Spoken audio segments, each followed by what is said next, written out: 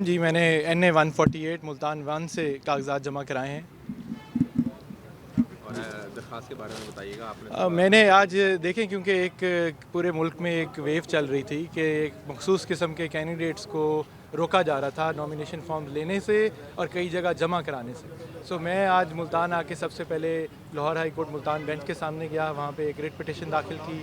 اس میں جسٹس سردار سرفراز ڈوگر صاحب نے یہ ریلیف دی کہ جی بلا کسی روک ٹوک کاغذات جمع کرائے جا سکیں اور اسکروٹنی اور باقی الیکشن کا process without any illegal harassment مکمل کیا جا سکے. عدلیہ کا شکریہ ہمارا سب کا تحفظ کرنے کے لیے بھی.